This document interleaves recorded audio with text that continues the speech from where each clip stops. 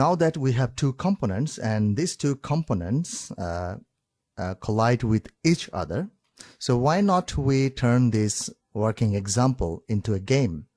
If we want to convert this example into a game, then we need to do some homework. I mean, whenever you want to create a game, you should not jump into coding at the first place. First of all, you need to sit with pen and paper. Then you need to write down the game features, what the game will do, what will be the starting point, what will be the end point, and how you will manage the score, and etc., how you can manage the winning level or losing level. So you need to specify, or you need to write down every feature of the game. This is a part of homework, and when you are done with the homework, then you should start coding. But our example is so little and so simple, and I don't want to waste my time with this homework. Maybe in the upcoming section, when we create large games or complete games, then we will do the homework and you'll see how we can write down the features from the very beginning. So what will be the game? What will be the purpose of this game?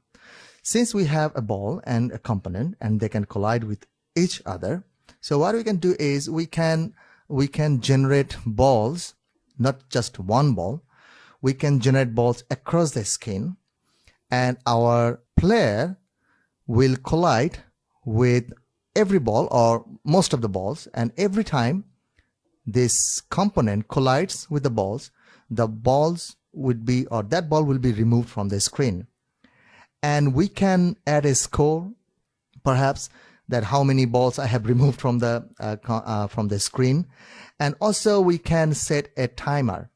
That means like 1 minute or 2 minutes or 5 minutes. So how many balls I can remove within that time period. That could be a game. Or maybe we can, what you can do is we can level each ball with a number.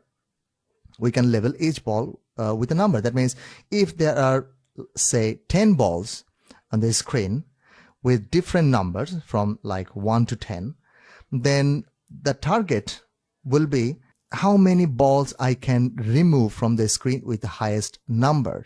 The objective of the game will be to score as much high as possible. So if there are 10 balls with different numbers, then I should move my rectangle component player towards the balls that have higher numbers so that I can score much higher. So this could be the objective of the game. And now the question is how we can generate balls. So we can add as many balls as we want, but I just want to add the balls dynamically. And let's say that when the game starts, in every second, there will be a ball that will be generated on the screen in every second. And we can go much further, that there will be a lifetime of each ball. That means when a ball is generated on the screen, then that ball will be vanished or automatically destroyed after 5 seconds or 4 seconds or 3 seconds. So that will be much more interesting. So now the thing is how you can generate balls. And like I told you, that in every second there will be a ball added in the screen at various position or dynamic position or random position all across the screen. How you can do that? To do so, I have to introduce to you another component, which is a spawn component, which is not a visible component. We can't see that spawn component, but the objective of that spawn component is to generate other components within a period. So from the next lecture, I will start creating this game. I will introduce to you the spawn component and other little extras that are needed for this game. So I will see you in the next lecture.